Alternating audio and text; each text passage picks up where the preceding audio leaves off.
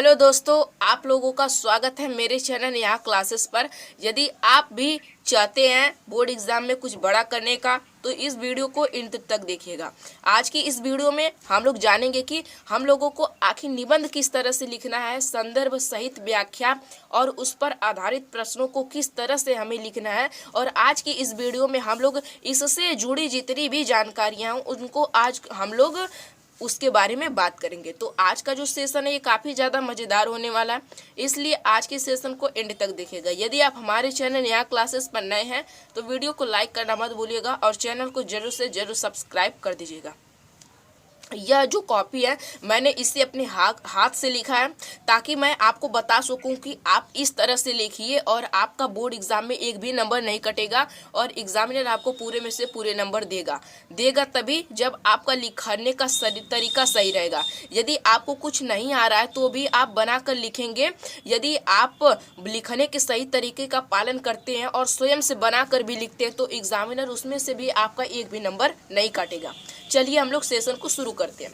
पहले हम लोग बात करेंगे, देखिए यहाँ पर कि हमें देखिए यहाँ पर पहले लिख देना है। जैसे कि मैं आपको प्रश्न पत्र सहित दिखाऊंगा कि क्या क्या दिया है, क्या क्या आपको क्या क्या चीज़ें करनी है। पहले देखिए यहाँ पर दिया हुआ है, आप लोग जैसा देख सकते हैं कि खंड ब वर्णनात्मक प्रश्न। उसी तरह से देखिए मैंने यहाँ पर हेडिंग डाला है, आप लोग देख सकते हैं कि खंड ब वर्णनात्मक प्रश्न प्रश्नोत्तर संख्या 21। आपको प्रश्नोत्तर संख्या 21 डाल देना है। फिर आप क्या कर रहे हैं, यानी यहाँ पर दो दिया हुआ है क ख, इन दोनों में से आपको एक करना है। तो मैं यहाँ पर एक क वाला कर रहा हूँ इसलिए मैंने यहाँ पर क वाला डाल दिया। यदि मैं ख वाला करता तो यहाँ पर ख वाला डालता, इसलिए मैंने यहाँ पर क वाला कर रहा था इसलिए मैं यहाँ पर क वाला डाल दिया हूँ। और आपको देखिए पहले क्या करना है कि संकेत हेडिंग डालना है। आपको नहीं दिया रहेगा फिर भी आपको लिखना है, तो क्योंकि एग्जामिनर को यदि सरलता होगी कॉपी चेक करने में तो वह आपको उतने ही भर कर नंबर देगा। यदि उसे कठिनाई होगी तो वह उतने ही नंबर आपके काटेगा भी। तो पहले आपको क्या करना है कि संकेत लिखकर इनमें से 3 शब्द लिखना है। शुरुआत के 3 शब्दों को लिखकर डॉट डॉट करके, जिस तरह से मैंने यहाँ पर किया है, अंत में भी आपको 3 शब्दों का प्रयोग करना है। फिर यहाँ पर एक नंबर रोमन नंबर में 1 डालना है, जिस तरह से यहाँ पर दिया हुआ। फिर दिया है कि उपयुक्त गद्यांश का संदर्भ लिखिए। मैंने यहाँ पर संदर्भ हेडिंग डाला। प्रस्तुत गद्यांश हमारी पाठ्यपुस्तक हिंदी के यहाँ पर जो मेन पॉइंट है, जैसे कि गद्य खंड में संकलित भारतीय संस्कृति, यानी ये मेन पॉइंट है, इसलिए मैंने इसे ब्लैक पेन से कर दिया है। नामक पाठ से लिया गया है जिसके लेखक डॉक्टर राजेंद्र प्रसाद है। देखिए यहाँ पर लेखक का नाम भी महत्वपूर्ण है और पाठ किस नाम से लिया गया है यह भी महत्वपूर्ण है, इसलिए मैंने इसे ब्लैक पेन से कर दिया है ताकि एग्जामिनर का जो निगाह है ना वह तुरंत जाए और उस कॉपी को वह आसानी तरह से चेक करे और 2 नंबर तुरंत दे दे। फिर अगला प्रश्न हमारा देख सकते हैं यहाँ पर है कि हमारे देश का प्राण क्या है। तो मैंने यहाँ पर रोमन नंबर पर 2 डालकर हमने लिख दिया कि संस्कृति अथवा सामूहिक चेतना ही हमारे देश का प्राण है। फिर हमें क्या करना है, यहाँ पर दिया हुआ है कि रेखांकित अंश की व्याख्या करने के लिए तो आपको हेडिंग डालना है रेखांकित अंश की व्याख्या। फिर इसमें आपको शुरुआत इस प्रकार से करना है कि जो भी लेखक होंगे उसके उनका नाम लिखकर कहते हैं कि यहाँ से आप जो भी बनाकर लिखना चाहते हैं वे लिख सकते हैं। तो आप इस तरह से यदि लिखते हैं तो आपको क्या होगा कि जो गद्यांश पर आधारित प्रश्नों के उत्तर के सहित आप इस तरह से लिखते हैं तो आपको 6 में से 6 नंबर पूरे मिल जाएंगे और आपका एग्जामिनर एक भी नंबर नहीं काटेगा क्योंकि आपके लिखने का तरीका सही है। आप लोग देख सकते हैं कि यहाँ पर किस तरह से लिखा गया है कि खंड ब वर्णनात्मक प्रश्न प्रश्नोत्तर संख्या 21 संकेत संदर्भ रेखांकित अंश की व्याख्या, इस तरह से भी आपको लिखना है। फिर हम लोग प्रश्न 22 पर प्रश्नोत्तर 22 पर आते हैं। आपको प्रश्न न लिखकर केवल आपको क्या लिखना है, प्रश्नोत्तर संख्या लिखना है। यदि आप प्रश्नोत्तर संख्या लिखते हैं तो एग्जामिनर को काफ़ी ज़्यादा जैसे कि आसानी होगी कॉपी को चेक करने में और आपको भर भर के नंबर देगा। उसी तरह से मैं यहाँ पर क वाला कर रहा हूँ तो क वाला लिख दिया हूँ। यदि ख वाला करता तो ख लिख देता। संकेत शुरुआत के 3 अक्षर फिर अंत के 3 अक्षर डॉट डॉट, संदर्भ लिख दिया। फिर जो मैंने आपको बता दिया है कि जो मेन चीज़ें हैं उन्हें मैंने ब्लैक पेन से कर दिया ताकि एग्जामिनर का तुरंत निगाह वहाँ पर चले जाए। फिर रेखांकित अंश की व्याख्या भी मैंने उसी तरह से किया जिस तरह से मैंने आपको बताया है कि शुरुआत में जो भी लेखक या कवि है उनका नाम लिखकर उन्हें संबोधित करते हुए फिर आगे जो भी चीज़ें उनमें इन्वॉल्व करनी है वे हमें लिखना है। फिर हमारा तीसरा प्रश्न है कि प्रस्तुत पद्यांश में ती की लखी आतुरता शब्द माता सीता के लिए प्रयोग हुआ है। यानी जो भी प्रश्न में उत्तर प्रश्न किया गया होगा उसका हमें उत्तर लिखना है। फिर हम लोग प्रश्न आगे की ओर बढ़ते हैं, प्रश्न 23 की ओर। जो प्रश्न 23 होता है वो हमारे पर क्या होता है कि जो संस्कृत गद्यांश होते हैं ना उस पर आधारित प्रश्न होता है। यदि आप चाहते हैं ना तो इसके नीचे अंडरलाइन कर सकते हैं तो और भी ज़्यादा दिखने में अच्छा लगेगा, बट मेरे पास इतना टाइम नहीं था इसलिए मैंने नहीं लिखा। फिर यहाँ पर भी जैसे मैं क वाला कर रहा हूँ तो क वाला संकेत में ऐसा नगरी भारतीय, यहाँ पर शुरुआती के 3 अक्षर फिर डॉट डॉट करके पारसी अनुवाद पारसी भाषा है। यहाँ पर मैंने 2 ही शब्दों का प्रयोग किया है क्योंकि यहाँ पर जगह कम थे। तो आप ऐसा करिएगा ना कि इसमें डॉट डॉट कम लगाएगा लेकिन 3 अक्षर पूरा कर दीजिएगा। मेरे से ये गलती हुई इसलिए मैं आपको बता दे रहा हूँ कि आप आगे चल के गलती न करें, और मैं भी ऐसा प्रयास करूँगा कि बोर्ड एग्जाम में न गलती करने का। संदर्भ में आपको इसी तरह से लिखना है, जो जो मेन चीज़ें हैं उसे आपको ब्लैक पेन से लिख देना है ताकि जो एग्जामिनर हो उसकी निगाह तुरंत वहाँ पर पहुँच जाए। फिर अनुवाद, यहाँ पर आपको व्याख्या हेडिंग न डाल के अनुवाद लिखना है क्योंकि प्रश्न में दिया रहता है कि आप प्रस्तुत संस्कृत गद्यांश या पद्यांश का संदर्भ सहित अनुवाद लिखिए। यदि व्याख्या लिखा होता तो व्याख्या करते, वैसे भी हमें संस्कृत में केवल अनुवाद लिखना होता है, इसलिए आप अनुवाद हेडिंग डाल के उसके अंतर्गत उसका अनुवाद बनाकर लिखेंगे। फिर हमारा प्रश्न संख्या 24 आता है। 24 जो होता है यह हमारे संस्कृत पद्यांश पर संस्कृत पद्यांश होता है। अब इसमें क्या करना होता है, संकेत जैसे मैं क वाला कर रहा हूँ तो क लिख देता हूँ, यदि मैं ख वाला करता तो ख लिख देता। यहाँ पर क लिख कर मैंने संकेत लिख दिया है, शुरुआत के 3 अक्षर डॉट डॉट करके शुरुआत के अंतिम के 3 अक्षर लिख दिया। फिर संदर्भ में आपको प्रस्तुत श्लोक हमारी पाठ्यपुस्तक हिंदी के संस्कृत खंड में संकलित भारतीय संस्कृति नामक पाठ से लिया गया है, इस तरह से आपको लिखना है। फिर अनुवाद में क्या करना है कि आपको वही चीज़ें लिख देनी है जो आपने पढ़ा है। फिर प्रश्नोत्तर संख्या 25 जो होता है वो हमारा खंड काव्य पर आधारित आता है। यह सभी के जिले के अनुसार अलग अलग होती है। यदि आप आजमगढ़ जिले से हैं तो आपको अग्रपूजा खंड काव्य करना होगा, यदि आप लखनऊ से हैं और भी किसी अन्य से हैं तो आपको जय सुभाष करना होगा। यानी यह जो होता है यह जनपद के आधार पर खंड काव्य बटा होता है।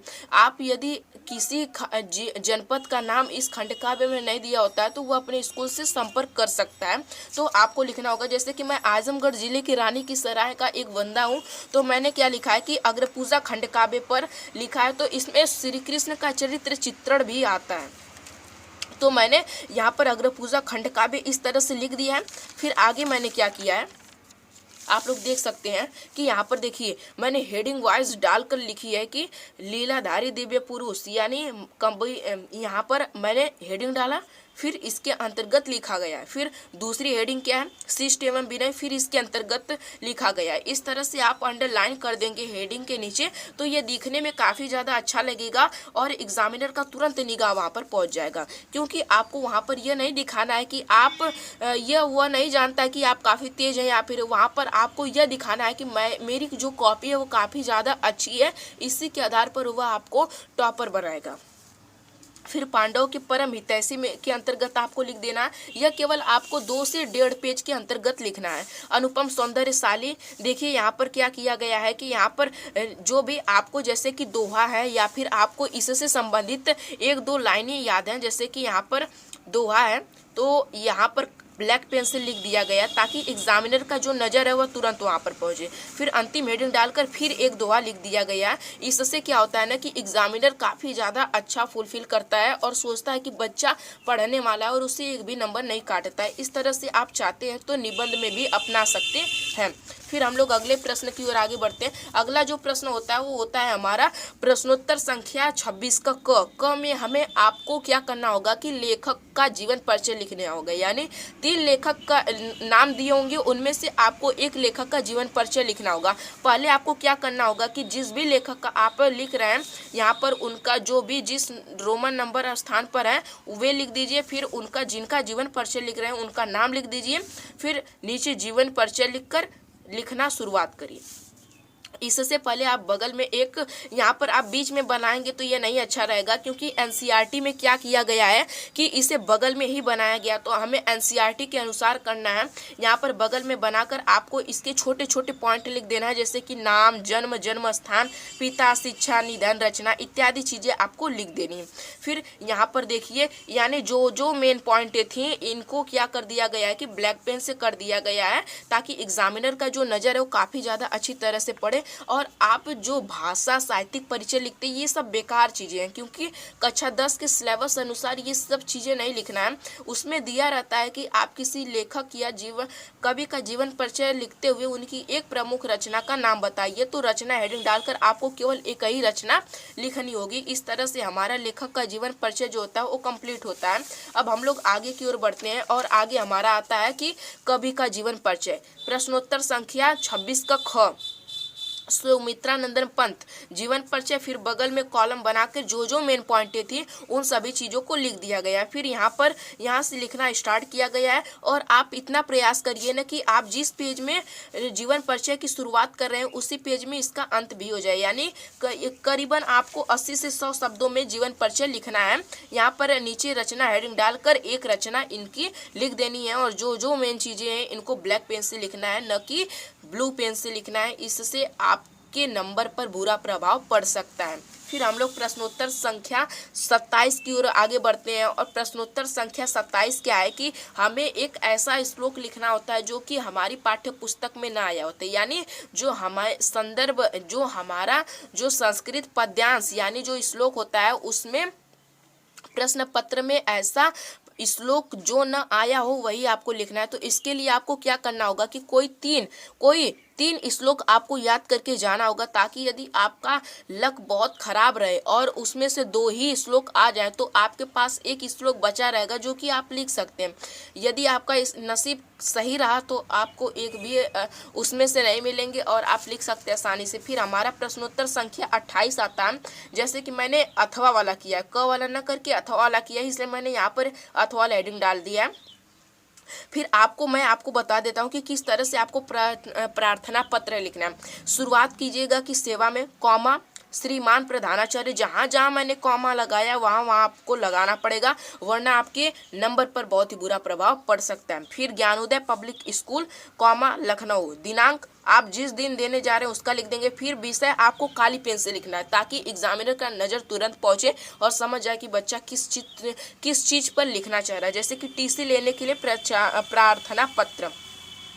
फिर आपको यहाँ पर एक लाइन छोड़नी है, फिर महोदय लिखकर फिर कॉमा लगाकर फिर आपको लिखना स्टार्ट करना है। आप इन सब चीज़ों को यदि बनाकर भी लिखते हैं, आपको काफ़ी ज़्यादा बड़ा नहीं लिखना है, कम लिखना है और ठोस लिखना है, यानी इसमें भर भर के आपको नहीं लिखना है, आपको नियम का पालन करते हुए लिखना है। फिर आपको एक लाइन छोड़कर आपका आज्ञाकारी शिष्य क ख ग, यहाँ पर आपको नाम नहीं लिखना होगा, आपको यहाँ पर अपने नाम को छिपाए रखना पड़ेगा। फिर हमारा जो प्रश्न 29 आता है, प्रश्न 29 प्रश्नोत्तर संख्या 29, इसमें संस्कृत के 2 प्रश्न दिए होते हैं, बहुत सारे प्रश्न दिए होते हैं, जिनमें से आपको किन्हीं 2 प्रश्नों को करना होता है।